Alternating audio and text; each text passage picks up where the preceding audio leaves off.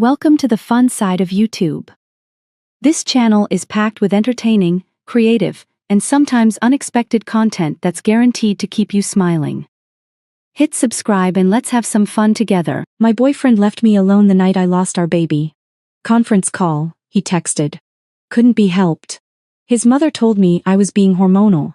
I woke up 3 hours later in a hospital bed, an IV in my arm and an emptiness in my chest that had nothing to do with the miscarriage. A nurse was standing at the foot of my bed holding a white envelope. She said, "A woman asked me to give you this. She said you'd know what to do with it when the time was right." I didn't know anyone. I didn't understand. I just stared at her and started crying.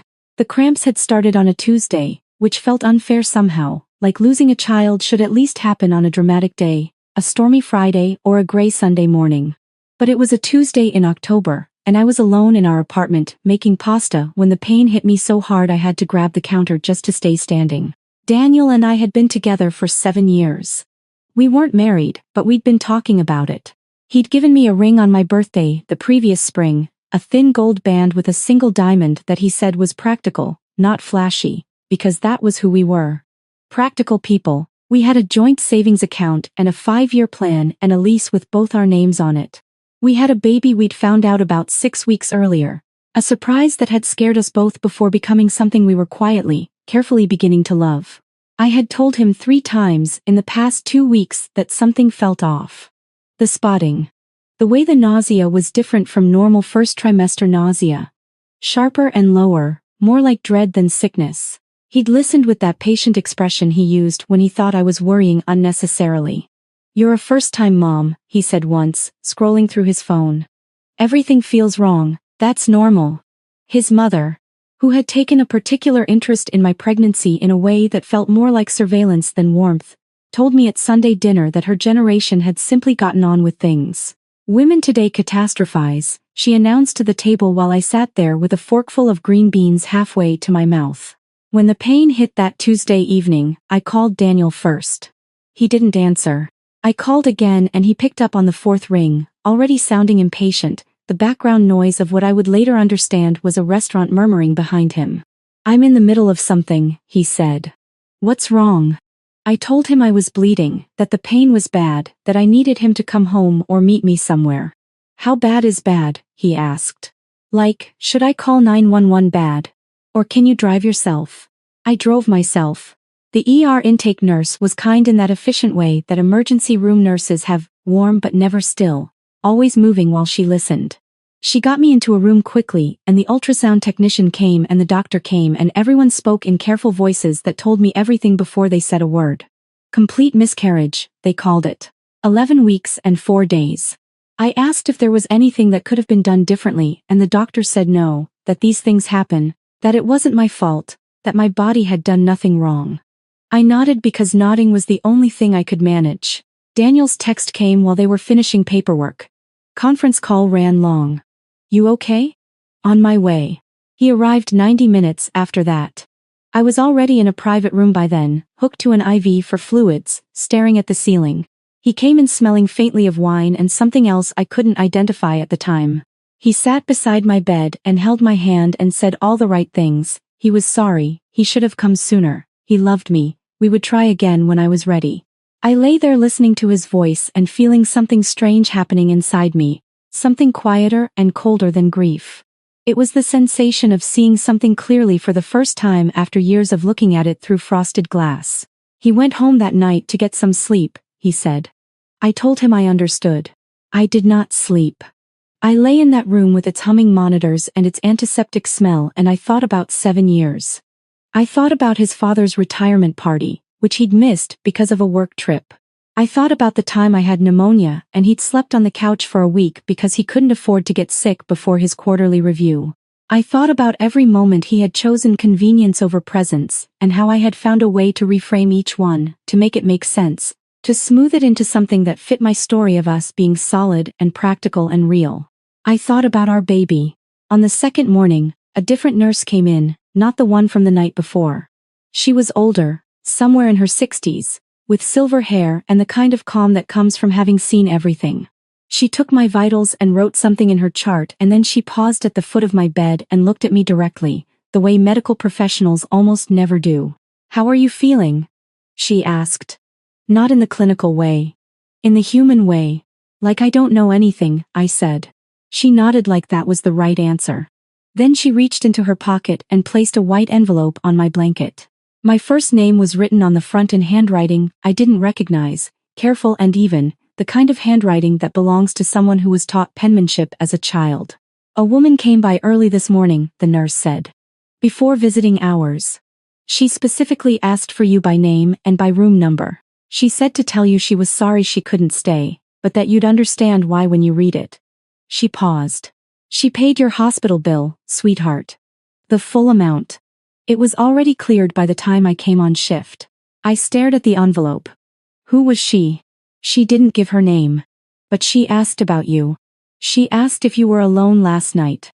The nurse's expression was gentle but deliberate. "I told her you were." After she left, I sat with the envelope for a long time without opening it. I'm not sure why. Part of me was afraid of it, the way you're afraid of something that seems to know more about your life than you do. Part of me thought that if I didn't open it, I could still believe I was simply a woman who'd lost a pregnancy and whose partner was imperfect but present. That we were going to be okay. But I thought about that wine smell. And the 90 minutes. And the restaurant noise in the background of a conference call. I opened the envelope. There was a photograph inside. It was Daniel, younger by maybe 5 or 6 years, wearing a suit I'd never seen, standing in what looked like a hotel lobby. He was smiling. His arm was around a woman with dark auburn hair and a bright, unguarded laugh frozen mid-expression. They were both holding champagne glasses. Behind them was one of those small chalkboard signs that restaurants put out for private events. I could only read part of it, but the part I could read said engagement. I turned the photo over. Nothing written on the back. Beneath the photo was a folded piece of paper, and beneath that, a copy of a bank statement I didn't recognize with a name at the top that wasn't mine. The bank statement had been highlighted in 2 places, large transfers, one for $40,000 and one for $28,000, both made in the same week, both marked with a memo line that said Home Renovation Fund. I unfolded the letter. It began, "Dear Lauren, you don't know me. My name is Nora. I was engaged to Daniel 4 years ago, and if you're reading this, it means he's done to you what he did to me. I am so sorry. I know exactly how this feels. And I know exactly what he's been doing while you've been building a life with him." I set the letter down. I picked it back up. She wrote that they had met at a charity gala in 2019 and that Daniel had been everything she'd ever wanted in a partner, attentive and funny and present in a way she hadn't experienced before. That the first year was extraordinary. That somewhere in the second year something shifted, the small absences that turned into habits, the dismissiveness that arrived so gradually she barely noticed it becoming the atmosphere of their relationship. That she had started to feel like a problem he was managing rather than a person he was loving. She wrote about the Home Renovation Fund. They had been saving together for 2 years, pooling their money toward a down payment on a house. Daniel had suggested keeping it in a joint account tied to his primary bank for better interest rates. She had agreed without hesitation because they were building a life together. Why wouldn't she trust him? 3 weeks before their engagement party, she came home to find the apartment half empty. Not ransacked, not dramatic. Just quietly half empty, like a tide going out. His clothes were gone. His laptop was gone. A framed photo from their first trip together was gone from the mantel, which she always thought later was the strangest detail. That he had taken the time to take the photo. The joint account had $214 in it. She filed a police report. The detective assigned to her case was kind but honest. "Civil matter," he told her. "Proving intent to defraud between romantic partners is extremely difficult." She hired an attorney. The attorney found enough irregularities to threaten a real case, and Daniel had settled quietly, paying back a fraction of what he'd taken with a legal agreement that kept it out of court and out of the news. She had spent a year rebuilding. And then, through a mutual acquaintance, she heard his name again. Attached to a woman named Lauren. In a serious relationship. A pregnancy. I put the letter down again because my hands were shaking too hard to hold it steadily. She had been watching. Not obsessively, she wrote, but carefully, the way you watch a storm system forming offshore when you know what those clouds mean. She had seen the signs that I apparently had not been able to see. Or had not let myself see. The letter continued on a second page. She wrote that she knew about the account. The personal investment account Daniel kept in his name only, the one he told me was from a settlement from a minor car accident years ago and that he preferred to manage separately for tax reasons. She knew because her attorney, in the course of investigating Daniel's finances during their legal dispute, had discovered that Daniel had a pattern of maintaining parallel financial lives. The account wasn't from any car accident. It had been built over years from a combination of redirected joint savings and what appeared to be undocumented loans from a small business he co-owned, loans that were repaid to him personally rather than to the business. She wrote that she wasn't telling me this to frighten me.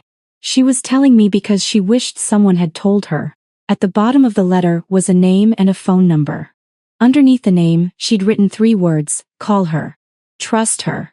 The name was Claire Ashworth. I didn't call that day.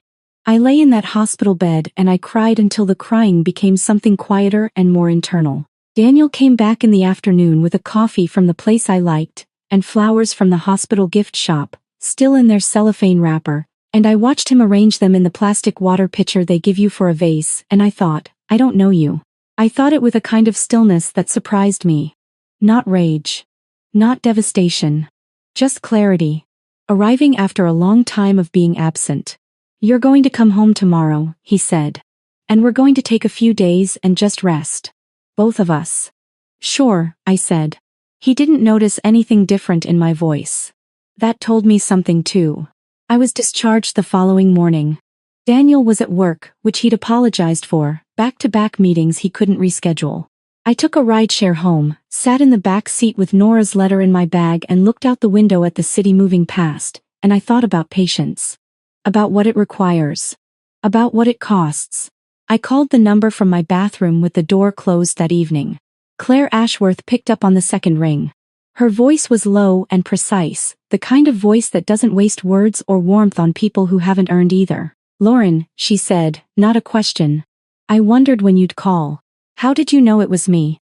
Because Nora told me to expect your call, and you're calling from a number I don't recognize, which means you're being careful. A pause. That's a good instinct. I asked her how she knew Nora. She told me Nora was her younger sister. That she had watched Daniel take apart her sister's life with the patience and precision of someone who had done it before. That when he resurfaced 4 years later in a serious relationship with a woman she'd been quietly researching, she had started making plans. What kind of plans? I asked. The legal kind, she said. The kind that require patience. I asked her what she needed from me. She was quiet for a moment in the way that lawyers are quiet when they're choosing exactly how much to tell you. Nothing yet, she said. I just need you to know that you're not alone in this. And I need you to not say anything to Daniel until I tell you it's time. I asked how long. Not long, she said. He's already made some moves that are going to be very useful to us. He just doesn't know it yet. Over the next 2 weeks, I went back to my job and cooked dinner and slept beside Daniel in our bed and was a woman I had never been before, someone watching her own life from a slight distance, cataloging details, noticing patterns I had previously refused to see. The nights he came home late smelling of something warm and social. The way he tilted his phone away when messages came through. The shift in his attention whenever his mother called, a change in register that transformed him briefly into someone younger and less certain. I thought about Nora. I thought about the home renovation fund.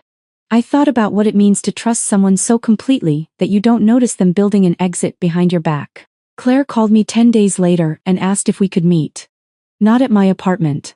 A coffee shop in a neighborhood neither of us lived in, a clean, well-lit place with small tables that made private conversation impossible to overhear because everyone was so close together that keeping your voice low was simply how you operated. She was already there when I arrived. She looked nothing like Nora, who had been warm and open-faced in the photograph. Claire was measured and angular, someone whose emotions appeared to run very deep but whose surface gave nothing away. She shook my hand, not a hug, a handshake, which I somehow found more reassuring than comfort would have been. She ordered tea and waited until the server was gone before she spoke. I want to tell you what Daniel has been doing, she said. And then I want to tell you what we've been doing. And then I want you to ask me any question you need to ask. I nodded. She opened a folder and slid a document across the table. It was a bank statement, but not the one Nora had sent. This one was current. My name was on the joint account at the top. She'd highlighted 2 lines, dated 6 weeks apart. 2 transfers out, one for $15,000 and one for $22,000, both moved to an account number I didn't recognize. I had not seen these. The joint account was the account Daniel managed. He handled the bills, he'd told me early on, because he was better with numbers and it simplified things. I had believed him. He started moving money the week after you told him about the pregnancy, Claire said. The room went very quiet around me, even though nothing had actually changed. He's done this before, she continued. With Nora. The pattern is identical. He builds the joint account up over time, establishes himself as the person who manages it, and then when he's ready to exit, he starts moving funds out in amounts large enough to matter but small enough not to trigger immediate alerts. Why after the pregnancy? I asked. My voice came out even, which surprised me. She looked at me steadily. Because you becoming a mother would have made leaving significantly more complicated. Legally, emotionally, financially. I think the pregnancy accelerated his thinking. I sat with that. He also recently increased the life insurance policy he has, naming himself as beneficiary on a policy you both hold, she said. He did it 3 weeks ago. Something cold moved through me. I want to be very clear, Claire said. I am not suggesting he intended you physical harm. What I am suggesting is that he was preparing for contingencies. In case things didn't go the way he planned, in case you became a financial liability rather than an asset. I thought about the hospital. About lying there in the dark while he was at dinner. About the wine smell and the 90 minutes and how he had known where I was and had chosen anyway. What have you been doing? I asked. Claire set down her tea. 2 months ago, I started attending the same downtown business, networking events that Daniel frequents.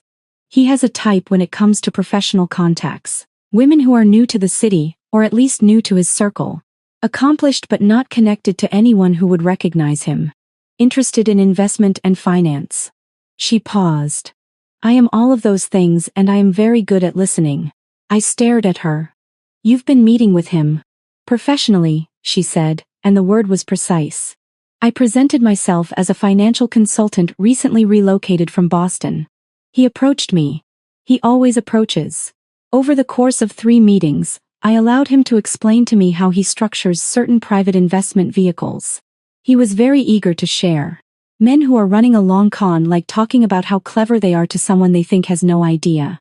She slid another document across the table. It was a contract. Daniel's signature was at the bottom, dated 2 weeks earlier. He signed a consulting agreement giving me broad access to review and advise on the management of his private investment holdings. He believed he was bringing a knowledgeable ally into a scheme he was developing. He believed I had connections that would allow him to move funds offshore in a way that was more difficult to trace. She looked at me. He was wrong about who I was. He was right about the access. My hands were flat on the table. I could feel my heartbeat in my palms. Lauren, she said, and for the first time, her voice softened fractionally. Everything he has done has been legal. And everything we have done has been legal. He walked into this with both eyes open, believing he was the one who was being clever. The documents he signed are valid and witnessed. The access he gave me is real. What happens now? I asked. Now, she said. It's your turn. She explained what she needed from me. It wasn't dramatic. It wasn't confrontational. It was simply that she needed me to be present, to not tip my hand. For 4 more days, while a financial compliance report she had filed triggered an audit of the private account. Once the audit began, any movement of funds would be flagged automatically. The money he had already transferred from our joint account would become part of the investigation record. He's going to call you when it happens, she said. He's going to be confused and then frightened and then very, very strategic. He is good at sounding reasonable when he's scared. I know, I said. Because I did know. I had watched him do it. When he calls, she said. I want you to answer. I went home and I made dinner and I sat across from Daniel at the table we'd bought together at an estate sale in our first year. A heavy oak table that had seemed permanent, the kind of furniture that suggested you were building something meant to last.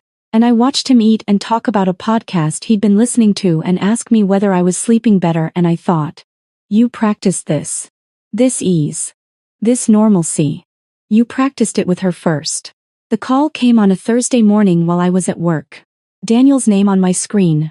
I stepped into an empty conference room and answered. Something's wrong with the account, he said. His voice had that quality she'd predicted, controlled but with a frequency of alarm underneath it like a radio tuned just slightly off the correct station. The investment account. I can't access it. There's a hold. Which account? I asked. A pause. The private one. From the settlement. The lie was so practiced it would have been invisible to me 2 months ago. That's strange, I said. Do you know what triggered it? No. That's why I'm calling. I'm trying to figure out who authorized this. Another pause. Longer. Have you talked to anyone about our finances recently? Anyone new? I thought about Claire's face across the coffee shop table. Her steady hands.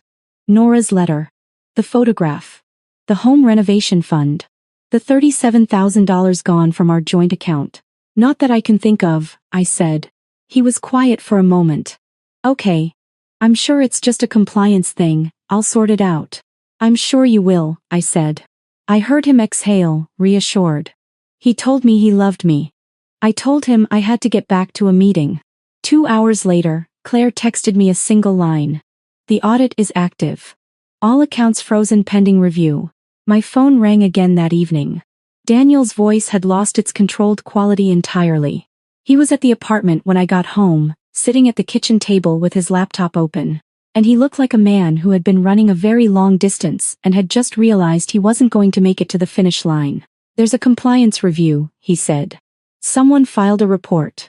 Someone with access to my account records. He looked up at me.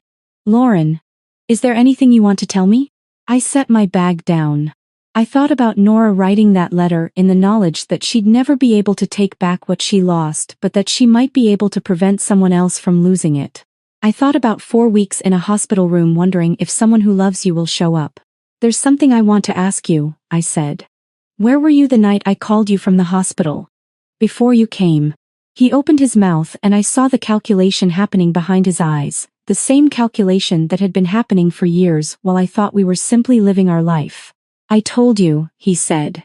Conference call. You came in smelling like wine, I said. Conference calls don't usually involve wine. He looked at me for a long time. Then he closed his laptop.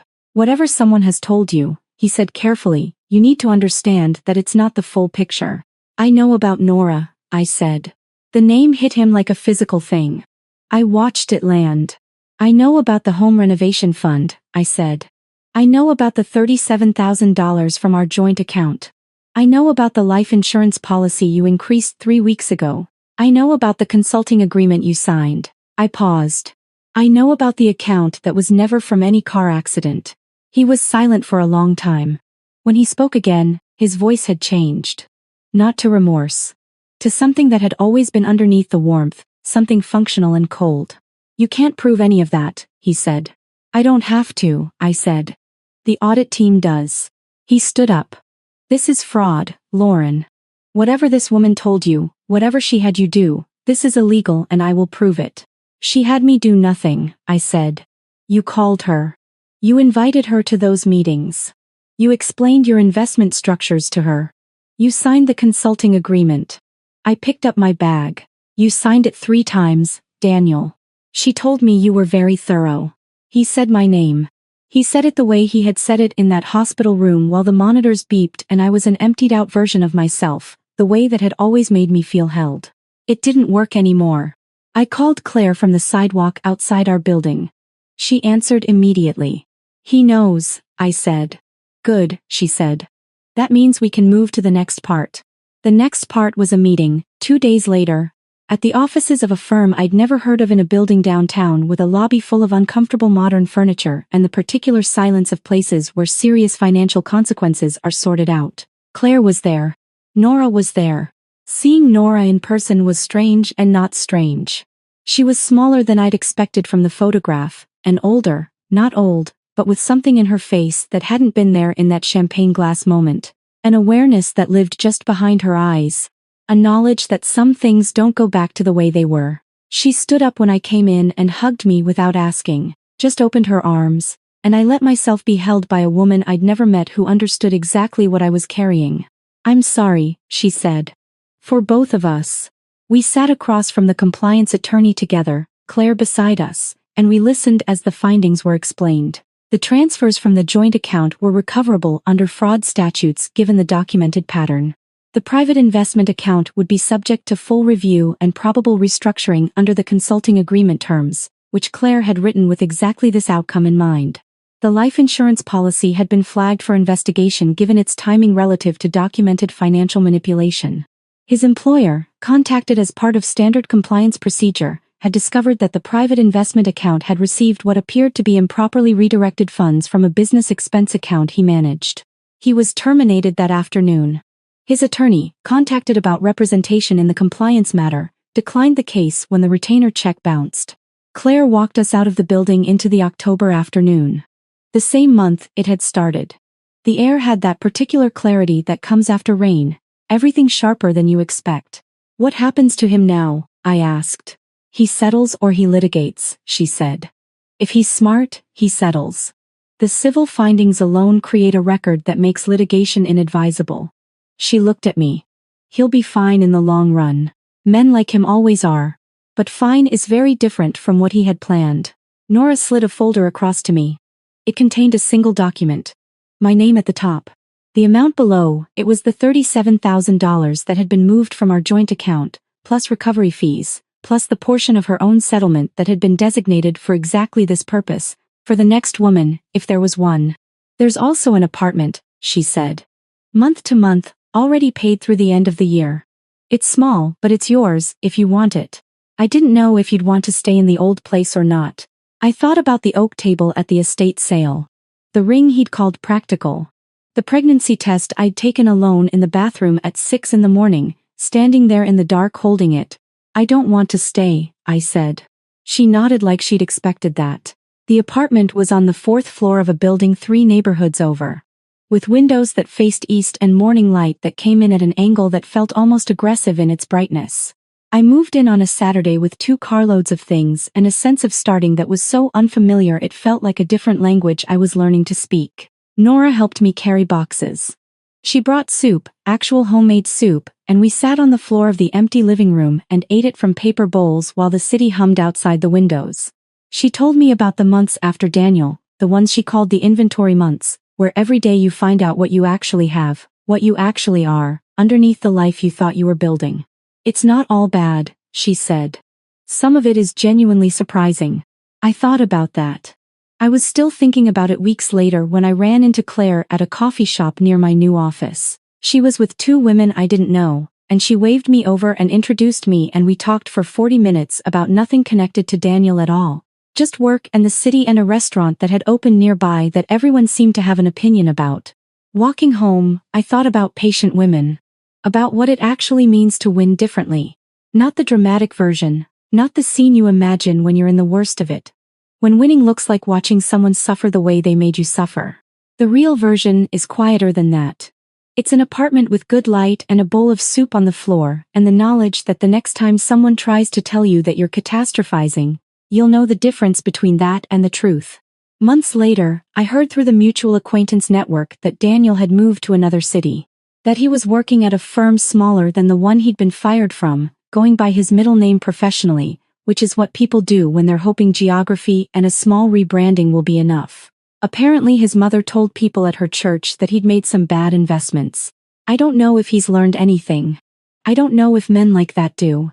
But I know that somewhere in another city there might be a woman building a life with him, sharing an account, believing in a 5-year plan. And I know that Nora keeps a folder. That Claire keeps her contacts current. That there are women who have survived things and come out the other side not broken but precise, patient in the particular way that comes from having had all the time in the world to decide what they actually want justice to look like. Patient women win differently. That's the truest thing anyone ever said to me, and it was said by a woman I never would have met if my life hadn't first fallen completely apart. If this story stayed with you, hit the like button right now. My favorite moment was when Lauren said, "You signed it 3 times, Daniel." They say just forget. Move on like it's easy. But forgetting you feels like remembering someone I've never seen. I've been trying to erase you from the places in my mind, but the harder that I fight it, the more you're hard to leave behind. Every memory keeps slipping through the cracks I try to close, like a face I should remember, but somehow never know. Forgetting you feels impossible, like chasing something I can't hold, like trying to remember someone that I've never even known. I keep reaching through the silence for a past I can't undo, 'cause letting go of what we had feels like losing something true. Every moment turns to fragments, every thought just fades to blue, like I'm searching for a feeling that still only leads to you. Forgetting you feels impossible, like chasing something I can't hold, like trying to remember someone that I've never even known. I keep reaching through the silence for a past I can't undo, 'cause letting go of what we had feels like losing something true.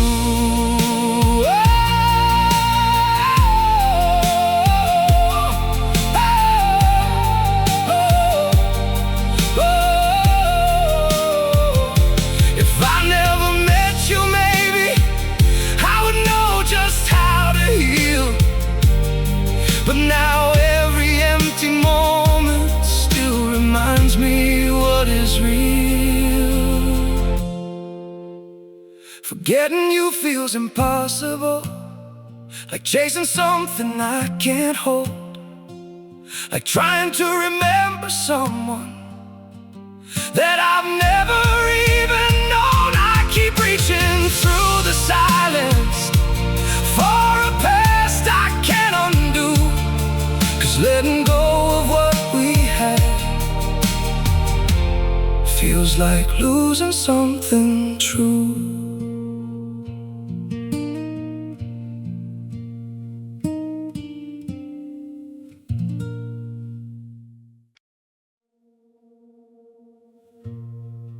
Don't pity me. My heart doesn't need your mercy. I can still stand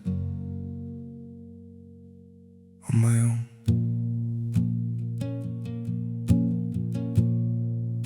I was broken by your leaving, fell deeper than I thought I would, but pain has taught me how to heal now and survive what once I couldn't. You don't have to look back sadly, don't reach out with guilty hands. What you shattered made me stronger, now I rise where I once collapsed. My heart doesn't need your pity, not another empty sign.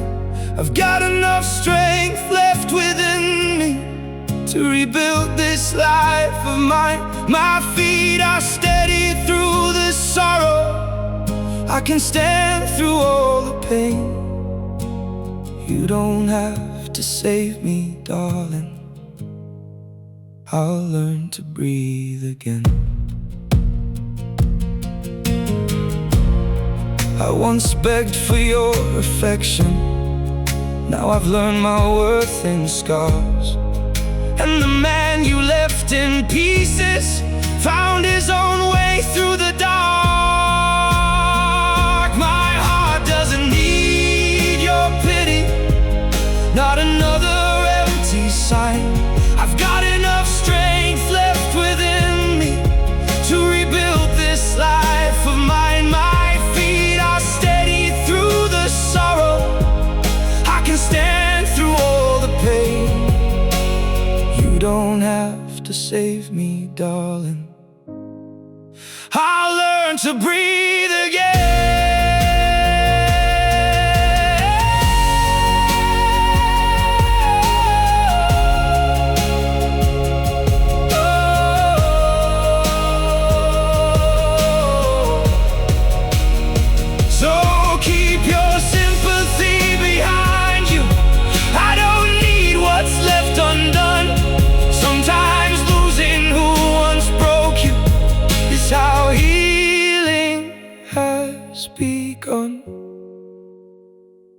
My heart doesn't need your pity, not another empty sign. I've got enough strength left within me to rebuild this life of mine. My feet are steady through the sorrow. I can stand through all the pain. You don't have to save me, darling. I'll rise alone again.